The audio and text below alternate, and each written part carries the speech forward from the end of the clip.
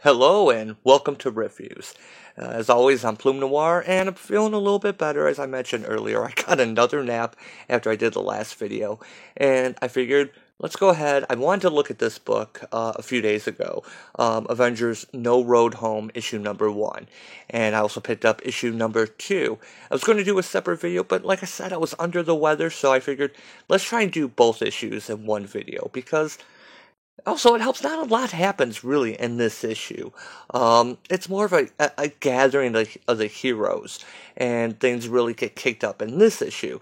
So why don't we go ahead and we'll try and get through these two issues pretty quickly. So let's slide that over to here, and here we have Avengers No Road Home number 1. And I'm going to be honest.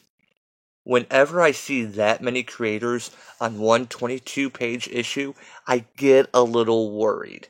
Now, granted, with artists, it takes a lot longer to draw, and so especially when you're doing multiple books, yeah, I can understand why you might have a couple artists, but when you have that many writers, as we see on the first page, we have 3 writers: Mark Waid, Al Ewing, and Jim Zub. I don't really know Jim Zub. Maybe I've read something of his. But the last time that I can remember a series with that many writers at once being good, it was 4 writers, was the 52 miniseries, which was really good. But normally that kind of scares me. So, yeah, then okay cover. We got Hercules in the middle. We see what heroes are going to be taking part in this. Vision, Monica Rambeau, who is Spectrum now. I love Monica Rambeau. She does not get the recognition. She should still be Captain Marvel. I say that. She, as was said in Next Wave, and I love Next Wave. She used to lead the Avengers, and then just kind of disappeared. She was Photon for a while, and then she was Spectrum. Let's see, we got Hulk. We have Rocket in here. Is that Voyager? Challenger, I think. Challenger, is that her she is? Now, this picks up after another series, which I'm going to be honest, I did not read. So I don't even know which series it picked up on. I know there was something with Grandmaster, so this kind of follows up on that. So I don't know what happened in that series, but apparently you don't really need to, which is good. So the issue starts off with Hercules talking. Saying, now that was a threat like no other. Stories of heroism, stories of heartbreak. And he talks about, the Greek pantheon. They fight. After they vanquish their foe, they have one of their, revels. And he's telling this story to a cop. And she says, yeah, great story. Can't wait to tell my kid. But we got a situation going on here. So he's at a hardware store. And he gets the situation. There's some kind of freaky monster in there, probably one of those alien types. Is there anything you could tell me of the creature? No one got a good look at it. All we heard was creepy laughter, and then a bunch of lasers shot up. Hey, where you going? Vanquishing evil. Where I try, legends are born. Hercules is a fun character when he's written like this. So he walks in, gets shot with a laser, pulls out his axe. It turns out it's Rocket Raccoon. Whole thing is he went to the hardware store while on Earth to try and buy some stuff, and things got out of hand. They wouldn't serve him, so of course he, lost his lost his cool and started firing. So as he tries to say, it was all a big misunderstanding, and that's when the sun goes out. Basically, everything turns dark. We cut over to this restaurant in L.A. where we have the Scarlet Witch and Hawkeye, Clint Barton, talking. Scarlet Witch doesn't want to be on a team. She's looking for a place.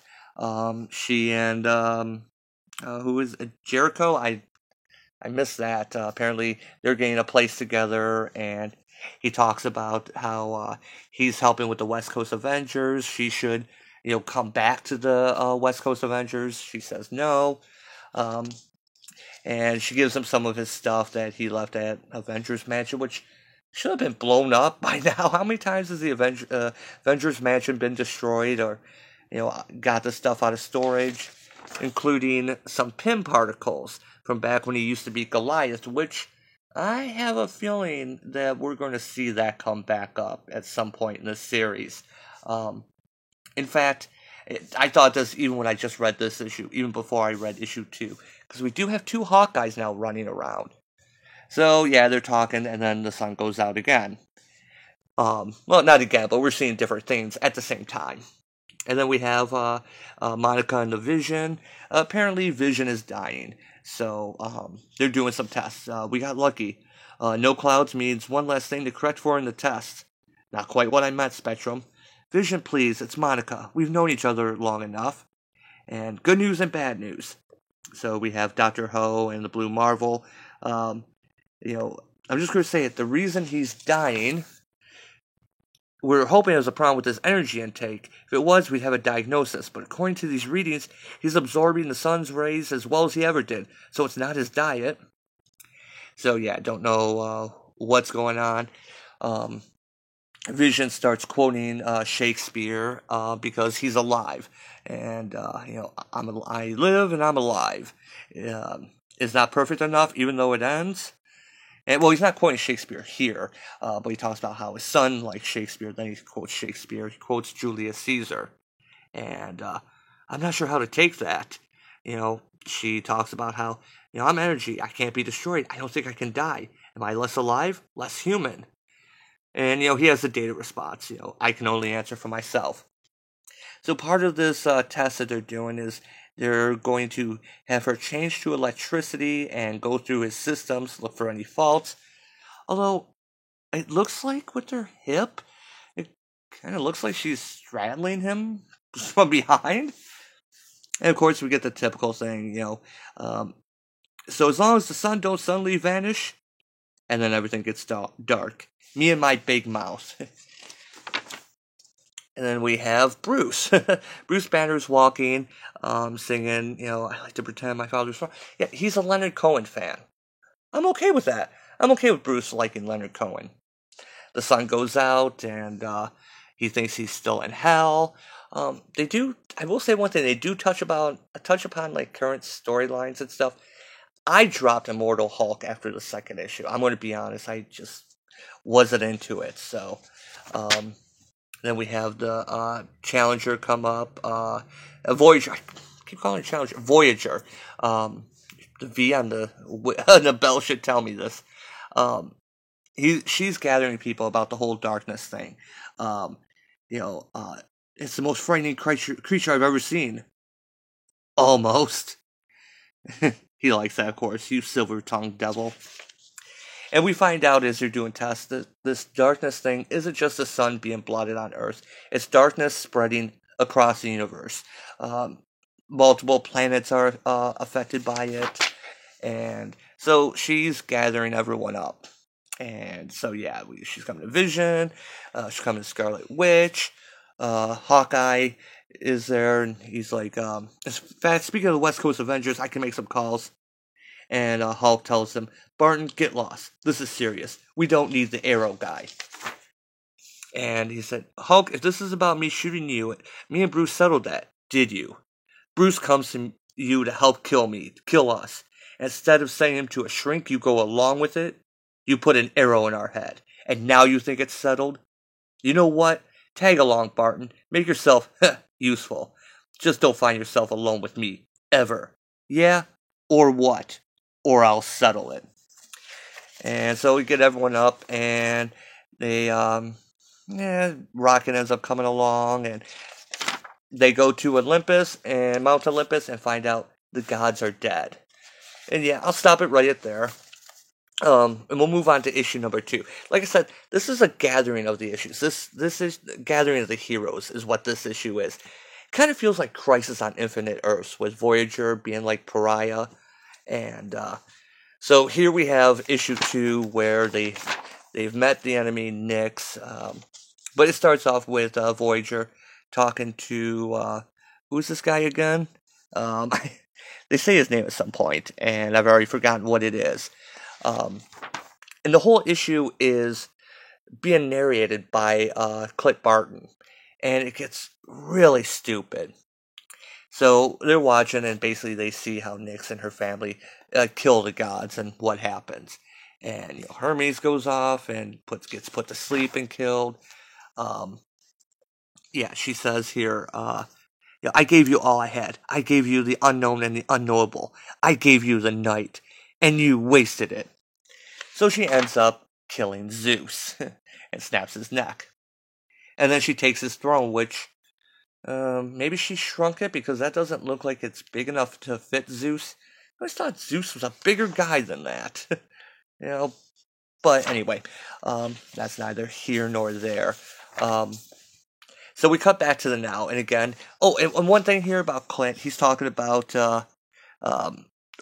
he's talking about how can he keep up? He's the arrow guy. Well, here's my secret. I have no idea. It spends several pages of him narrating through all this other stuff to go, lol, I don't know. It's kind of wasted. It's kind of being built up, and yeah. Oh, a couple things here. I think maybe I've mentioned this in other books. See, if you look, they do kind of parallel, you got slightly parallel lines. They don't match up exactly. But artists need to stop doing this because it draws the eye and makes it look like it's supposed to be a 2-page spread, read like this. But it's not. You still read it by this. You can't have the page, it doesn't really mirror, but it looks like it continues. Stop doing this, artist. Anyway, so we have Hawkeye here saying, there's no time for hesitation. This isn't a carefully considered action. It's all about instinct. So he shoots arrows at her when the other heroes come after her. You will pay with blood for what you have done. And he says, don't shoot at her. Shoot where she's going to end up. And so, Hercules is hitting her. She claws him, and Hulk comes up and grabs her, and she disappears. And when Rocket tries to shoot her, he gets shot in the chest. Now, I do have another problem here with this layout. You see, there's something in film called a match on action. If you have someone walking across a room, if they exit out a door on the right, when the scene changes to the next room, they should be coming in from the left.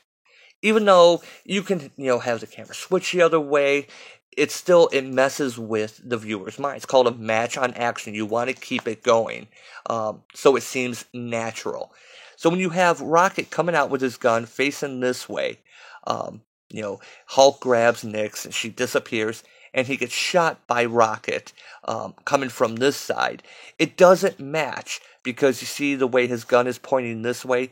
Even though you look at these 3 panels and you can tell Rocket is standing in front of Hulk shooting at her, but it doesn't match. You see, these 2 panels should have been flipped the other way, where he's showing he's grabbing her this way, and then the energy blast comes like this. It's a better match. And I looked at this, and that really bugs me when they do stuff like that. That's like that is literally like filmography 101, and that should be what's taught early on. That's annoying. Okay, maybe it's a nitpick. I'm known for my nitpicks, but then she claws Hulk, and Wanda. I didn't show in the previous issue. Nyx put her hands through Wanda's head, and she's blind now. Don't really know what that was about. And so Voyager portals in and punches her in the face, and then gets clawed for her efforts. And so we still have Hawkeye shooting arrows at her, and when she gets a hold of me, don't think about it. And if I think about it, I won't. I can't. One of her children brings despair, and we saw this earlier on to happen to Zeus. Now it's happening to Hawkeye. And Vision has he has Monica within him, checking out his systems. But basically, she's riding along, and this is a great thing. She is energy. She is light. Nyx is darkness. You would think that it'd be the best counter for her, maybe. I don't know. You figured this would be a great attack here. Got the 2 of them, and they do finally hurt her. And we finally get to see Monica be awesome because she is awesome. And then, the tide almost seems to turn, and that's when Voyager realizes that this is a distraction. Her children aren't here. She must have sent them to retrieve the shards of her soul, which is what Zeus um, was basically being tortured, to tell her where the shards of her soul that he stole or took from her, where they're at. And, we must intercept them. So Voyager starts teleporting people away. That panel there in the cover. Just, and she teleports the people to where they need to go, or where she thinks they need to go. But she gets grabbed by Nyx, and your power, it intrigues me. You're a finder, aren't you? You locate and transport. How useful. And we're going to have to stop here pretty soon. That this would be a good point, because, as we see people are getting teleported away, Hawkeye wakes up in a hospital bed. How'd I get your vision? Anyone there? Hello? So basically it's like Walking Dead issue number 1. And yeah, I can't really go too much farther because there is kind of a big spoiler. And again, it's all with his narration, and find out that his luck has run out. One of the things I do like about this series, and it looks like it's playing up with, is the whole Hawkeye thing. Where's it at here? I can't show too much. Somewhere in here where, I showed earlier where he threatens Hawkeye, for what he did.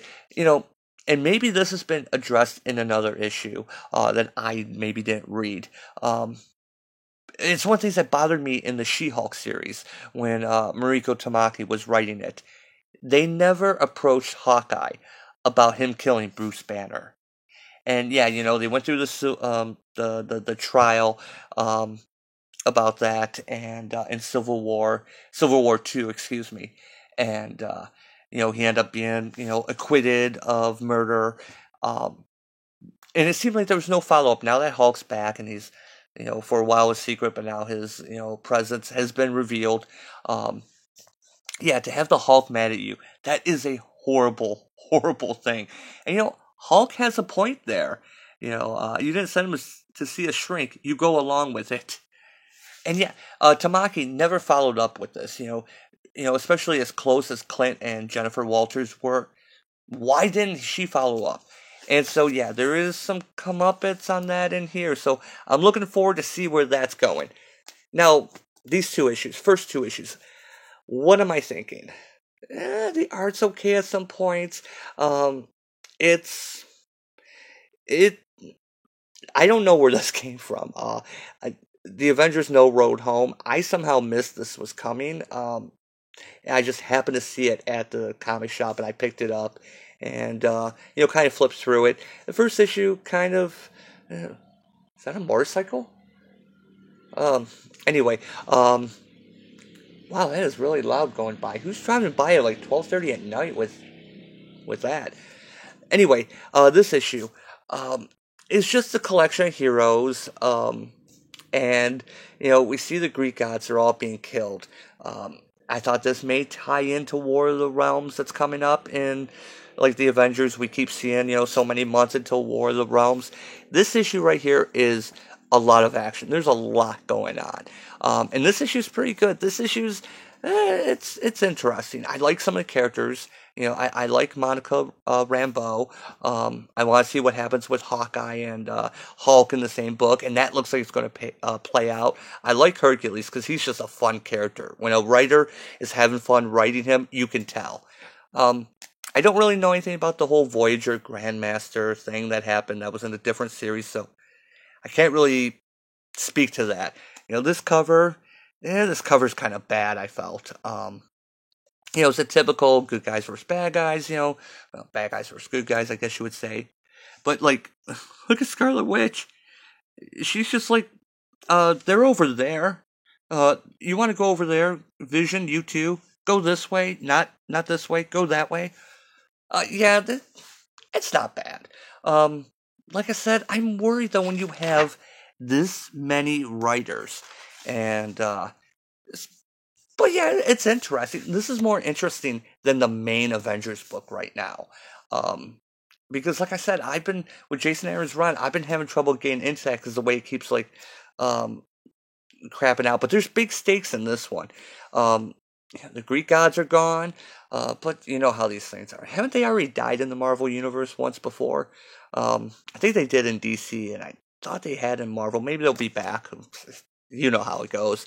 Um, this one ends on something really interesting. I kind of wish I could show it, but I'm not going to. I'm gonna leave it. There's two big things that happen at the end of this issue, and I'm curious to see where this is going. So I'm going to go with I got to switch hands. I'm going to go with a probably about a 130 and a Mark Waid book. I'm kind of surprised. I thought he lost it, but then again, I don't know how much of this he is responsible for. The Shakespeare quoting in this, I kind of felt like that was him. That felt like his writing to me. Um, and I don't know really enough of Al Ewing to recognize the dialogue, but Mark Waid, reading him for 20 plus years, and so yeah, I think that was his part. So yeah, anyway, I'm gonna go 130-ish on this. Not bad. Enough to keep me interested to keep coming back on this. Doesn't say. That's weird. It's Legacy 708 and 709. So are they putting this into the Avengers? Uh, the Avengers numbering? How is that working anyway? I thought that's going to get confusing. So I don't even know what the legacy means anymore at this point. Anyway, I approve. So far, this is pretty okay. In this issue, like I said, there's a lot of action in this issue, and I enjoyed this issue. This is a setup. It's arcing pretty well. Few little nitpicks, a few little complaints, but overall, not bad. Probably the better Mark Waid I've read in a while. So, anyway, what'd you think? This seemed to come out of nowhere for me. Was I just not paying attention? Feel free to let me know in the comments. And as always, I will see you next time. Thanks for watching.